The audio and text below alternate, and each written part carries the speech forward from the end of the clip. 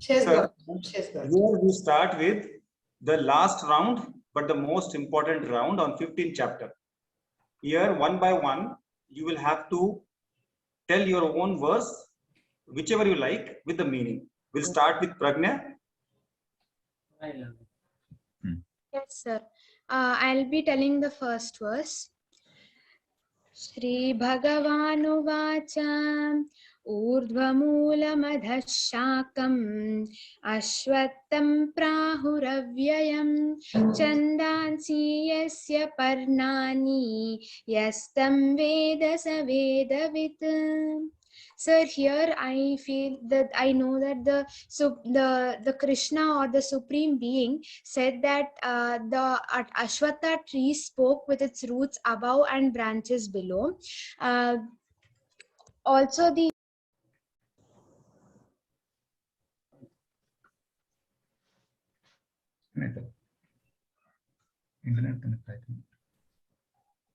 sorry sir, the internet went. Lord Krishna compares our samsara and jiva to the Ashwatha tree. The eternal tree or the special tree has the roots above and the branches are below. The leaves and the leaves are compared to the hymns or the Vedic hymns, and the one who knows. Well done, Akash. First 3 rounds. All the best to final round. Yes, continue. Yes, sir. And one who knows the secret of the tree also knows the Vedas. The word Ashwatha means constantly changing. The world is also constantly moving and changing, and one day it will be completely destroyed. That is the truth. That's all, sir. Dupati madam, any comments? Rama madam? We'll go to the next. Yeah, it is okay, no problem. Well said. She knows the gist of it. Yes. We'll go to the next then. The Aditi, your turn. Hariom, Om Shri Gurubhyo Namaha.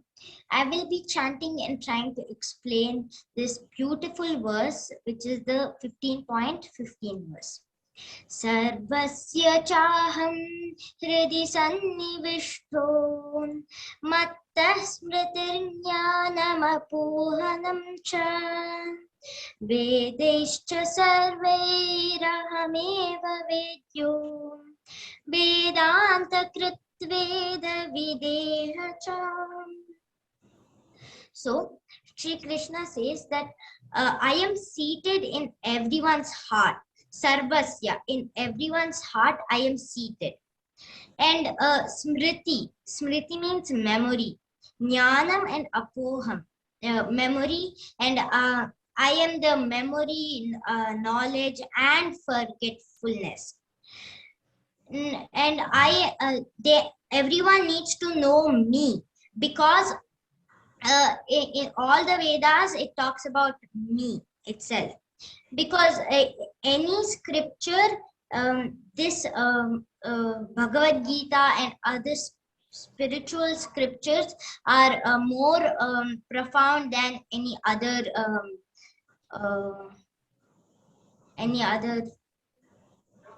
studies, like lectures like that. And because I am the one who was the founder of this Vedantic tradition, and I am the knower of the Vedas. Hariom, thank you. And also, this verse was taken from Kaivalya Upanishad. Like we saw in the questions, it is all full of Upanishads. And this is from Kaivalya Upanishad, and I would like to chant that verse. Vedairanikerahmev vidyah vedanta kritveda videva chaham na punyo pape mama nasti nashaha na janma dehendriya buddhirasti na bhumi rapo na chavanya निरस्ति न चानीलो मेस्ति न चाम्बरं च. Hariom. Thank you so much. Very good. Very nice. Very nice, Aditi. Very nice. Next आका उत्सव. उत्सव आप कोई वर्ष Yes, sir. I am Hariom. Namaste, sir. Sri Guravya Nayama. Today I am telling to 15.3. न रूपं इह तथोपलभ्यते नन्तो न च धीर्न च समप्रनिस्थ अस्थानमेनं सुविरोधमूलम् असागस्त्रेण ध्रेण चित्वा. So the meaning, the form of this tree, samsara, is not the perceived here, no beginning, middle or end. On should cut this tree well-rooted fig tree firmly with the weapon of the detachment.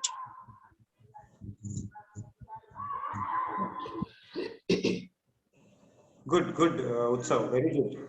So the weapon of detachment has to cut this samsara tree. Very good. We'll go to Akash. Akash. Sir, I'd like to take the third verse too. Is that fine? Yes. Yes. न रूपमस्येह ततोपलभ्यते नान्तो न चादिर्न च सम्प्रतिष्ठा अश्वत्थमेनं सुविरूढमूलम् असङ्गशस्त्रेण दृढेन चित्वा. Here, the Lord is saying that the form of this Ashwatha tree is not perceived here, which means it is not very easy to understand. And he is also saying that this tree has no beginning, middle, or end, just like the Lord himself. And he's saying that to understand this tree properly, we must firmly cut this well-rooted fig tree with the axe of attachment, with the axe of detachment. Correct. Good, very good. Now, Vishwesh. Namaste. Now I'm going to chant the verse 15.4. Tatah padam tat parimargitavyam yasmin gatana nivartanti bhuyah tameva chadyam purusham prapadye yatah pravritti prasiddha purani. The real form of this, the real form of the tree is this in this world. Neither its beginning nor end, nor its continued existence. But this deep-rooted Ashwatha tree must be cut down with a strong axe of detachment. Then one must search out the base of the tree, which is the Supreme Lord, who streamed forth the activity of the universe a long time ago. Upon taking refuge to him, one will not return to this world again. Thank you. Good. Excellent. Bhavana. Hariom Shri Sadgurubhyo Namaha. I'm going to be chanting the 15.8 verse. Shariram yadavapnoti yachapyutkramatishvaraha gृहीत्वैतानि samyati vayurgandhani vashayat. So we have learned that samsara is a continuous cycle, and we have also learned that death is not the very end. And I feel that this verse is important because it answers a very important question, that what actually happens after death then? What happens before birth, in between? So this verse explains that after death, there is a process of transmigration. The Atma from one Jiva is brought to another Jiva depending upon the good or bad karma that we have accumulated throughout that particular life. So according to it, we attain birth in a particular form, and so along with being born in the new form, we carry the sixth sense, that is the consciousness, and also the five senses, experiences, and few other subtle elements from our previous janma. So this can be seen in where like newborn babies, they cry. Nobody teaches them to cry, but yet they know to express their grief by crying. So this shows that all those experiences and essence of the previous Janma is carried on to the new Janma. This is explained through an example by Sri Krishna. That is, whenever the breeze blows from one place to another, it carries the fragrances from one place to the other one, just like our Atma. Thank you. Hariom. Very good. Very well explained, Ma. Good. Very good. Excellent. Excellent. Next, Raghav. Hariom, sir, and all the judges. Today I will chant and explain the 15.5 shloka of the Purushottam Yoga. Nirmana moha jit sanga dosha adhyatma nitya vinivirta kamaha dvandvair vimuktaha sukha dukha sankir kachante modaha padam mavyam tatta. So this verse means that this verse tells us about the qualities to attain moksha. There are some qualities. If those qualities are within us, we can only attain moksha. So those qualities are that we shouldn't have moha, means strong attachment from any of the materialistic objects like a doll, a small baby girl or a boy has a strong attachment to a toy or a doll. And second is from bad association. Third is that the one who wants to attain moksha should understand samsara and should understand how to attain moksha. And third is that they want to cut the Ashwatha tree from the axe, and others are like they want to cut the Ragamohan Shoka. And they want to be neutral in all the situations. They don't want to be happy in a happy situation, and they don't want to be very sad in a sad situation also. And they want to surrender to Lord. Thank you. Good. Good. Dhanyavad. Yes. No. Next, Shriram. Sri Rama. Sri Rama. Okay. Namaste everyone. So now I will be chanting the 15.6 verse.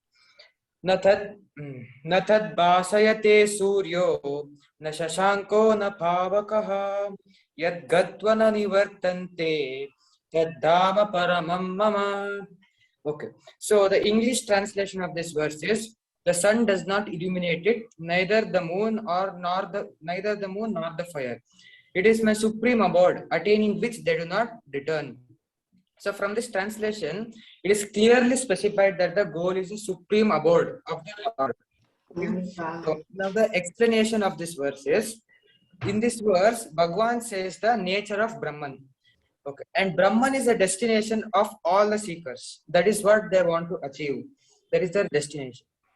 Now in the first line of this shloka, you can observe that the word Surya, Shashanka and Pavakaha is used. Surya is the sun, Shashanka is the moon, and Pavaka is the fire. So in the first line, light is used. Okay. So what is light? Light is that in whose presence we know things or we can see things.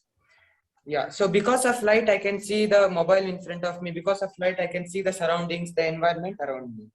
So now this light is not, in this verse, it's not the literal meaning of light.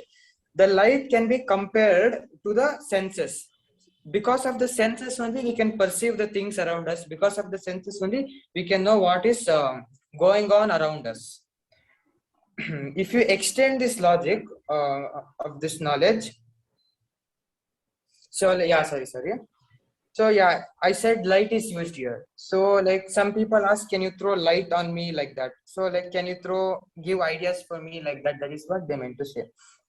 Now, among the lights, there are so many lights. So among that, Brahman is also one of the lights. But this light can never be illuminated by any other light, and but it illuminates all other lights. Okay. Brahman is not the object of knowledge. It is the subject. It is the very conscious being which objectifies everything.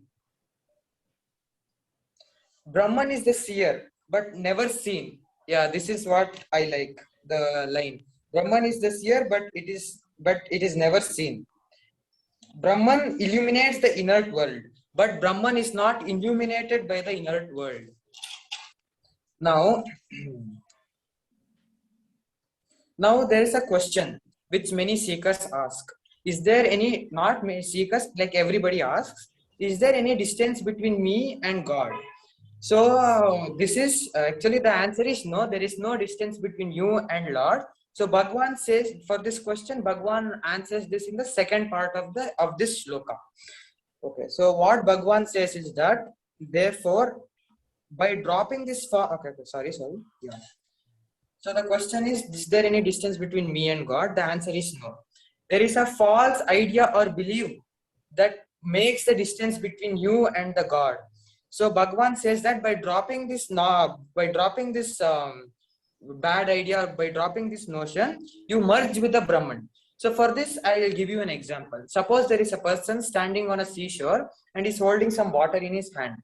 Now think that you are the water in the hand, and that ocean, the vast ocean, is the vast Brahman. And that hand which he is holding is the notion or the wrong idea. So when that person drops the hand, you just merge with the infinite ocean. So you merge with the infinite Brahman. So this is what Bhagwan says. Thank you. Good. You have done a good homework, Yeah. Shriram. Okay. Very nice. Yes. Now, Narayani.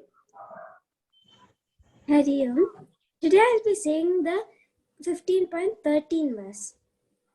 Gama vishya cha bhutani dharayamyaham pushnami chaushadhi sarvaha somo bhutva rasatmakah. This verse explains about the sun. I would like to give some examples. May it be our single cell. The sun is the source of all energy for all the living beings. May it be a single cell creature to a multi-cell creature. For a seed to grow, for a seed to germinate into a sapling, and for the sapling to germinate into a tree, and for the tree to sustain itself, needs sun. Even how do we see the moon and its phases? By the reflection of sun. This is how sun is the most important source of energy on earth. Thank you, Hariom. Very good. Hariom, Narayani, can you tell the meaning of the word Gama Vishya? Gama Vishya. What is the word meaning Gam? Just for information, that's all, not for the quiz competition sake. Gam is the earth, okay? Gama Vishya, okay? Just for your improvement sake, okay? Hariom. Thank you, Ma. Aloki, next. Hariom all, I'm Jesus. Today I'm going to chant the verse 15.11. Yatanto yoginaschaina paschanti atmana vastitaham yatanto prakritam mano nainam paschanti chetashaha. Meaning of this verse is, who are be able to realize the soul immersed in the body. However, those whose minds are not purified cannot conjoin it, even though they strive to do so. Only acquiring knowledge is not sufficient. It must also be in the proper direction. The common flaw with the human approaches is that we tend to use our material senses to understand the divine. Hariom, thank you. Good. Next, Vishnu. It is Hrishikesha, na? Hrishikesha. Oh, sorry. Yeah, Hrishikesh. it is Hrishikesh. Sorry, Hrishikesh. Yeah. Hey everyone, today I'm going to be chanting 15.12 verse. यदादित्यगतं तेजो जगद्भासयतेऽखिलं यच्चन्द्रमसि यच्चाग्नौ तत्तेजो विद्धि मामकम्. In this verse, God says that, know that I am like the brilliance of the sun that illuminates the entire solar system. The radiance of the moon and the brightness of the fire also come from me only. In the human form, we tend to forget our original origin and eternal form. We regard ourselves as a physical body and get attracted to our bodily relations, parents, children, material wealth, etc. We feel like they are the most significant and important. We also forget that God, who is the creator and sustainer of the entire universe. In this verse, Lord Sri Krishna has said that the entire creation is the manifestation of his energy. Even the sun gets its radiance from him. According to scientific theories, the energy emitted every second by the sun is equivalent to millions of nuclear power plants put together, and it has been in an uninterrupted process for billions of years. Yet this energy has not reduced in any way. The glory and the brightness of the sun are a part of God's wonderful creation. Similarly, the night sky is lit up by the moon. Want us to believe that it is also scientifically concluded that the moon's oil is due to the reflection of the sun's light, but the periodic movement of the moon is also a part of God's amazing creation. The sun, the moon, the planets, the Panchamahabhutas. In fact, the entire universe is a manifestation of Lord's vibhutis, opulence. It would be very naive to think that such an amazing celestial arrangement is a result of a random Big Bang. Thank you, hariom. Good. Excellent. Excellent. Yes. Next, Vishnu. He is the youngest of all the participants. Yes. Namaste everyone. Today I am going to chant the 20th verse of 15th chapter. Iti guyatam sastram idamuktam mayangaha etad bhutva buddhimanaha syatkrita kritascha bharataha. The meaning of the verse is Krishna calls Arjuna the descendant of Bharata who has not done any sin and tells him that the Shastra, the knowledge that he, the Lord, has taught him, that is Arjuna, should remember to follow him to be the most knowledgeable one. This is because Krishna has taught Arjuna what is to be done to live a sattvic life. Good. Very good. Good. Very good. Well done. Well done, Vishnu. Shashank, now is your turn. Yes, ma'am. Hariom, today I am going to chant the 15th verse of the 15th chapter, Purushottama Yoga. Sarvasya chaham hridi sannivishto mattasmrite apohanam cha vedaischa sarvairahameva vedyo vedanta krit veda videva chaham. The 15th chapter in the 15th chapter Purushottama Yoga, Lord declares himself as the supreme soul or the Purushottama. But in this verse, it is being explained. Lord Krishna says that he resides in the heart of all the living beings. He gives knowledge, memory, and forgetfulness, and he is the supreme one who is being known by all the Vedas. It means that the teachings of Vedas, all teachings of Vedas lead to the supreme Lord Krishna, and and he is the creator of Vedas. Thank you. Good. Hariom. Very good. Very good. Very nice. Shashank. So And with this, Bhavana, sir, if you allow me to give one more marks extra for Bhavana, I'll be very happy to give her one extra marks for her Bhavana. yes, yes. Okay, she was very good. I mean, in fact, all the children, they did really well. In fact, they can become our teachers. Really. Yes. That's what is the final aim for these classes. All of Yes. them become teacher and they teach at least 10 more students in the future. You have So, transformed them into teachers. That is your hard work. thank you, madam.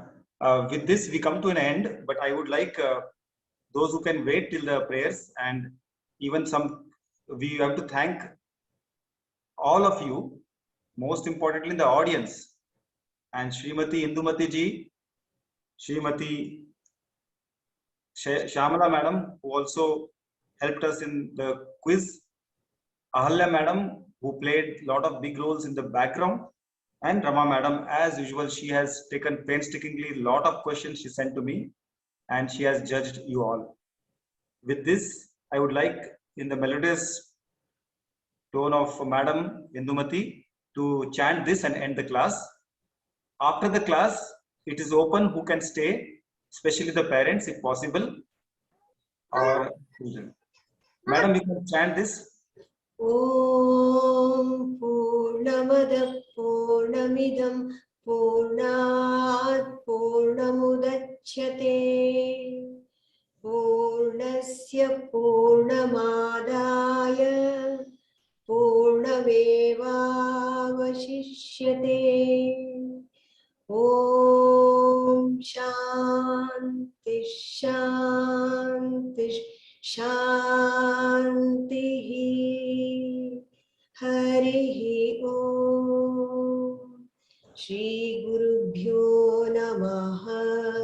Harihi Om.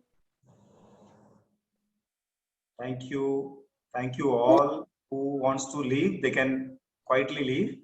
But those who are interested still in questions, I can see some hands raised. We are here to ask. And one more thing, you will get your prizes. I will mail you, physical post you, and whoever I can come and meet you, I'll meet you. Okay? And I'll announce the first 2, 3 in the next class.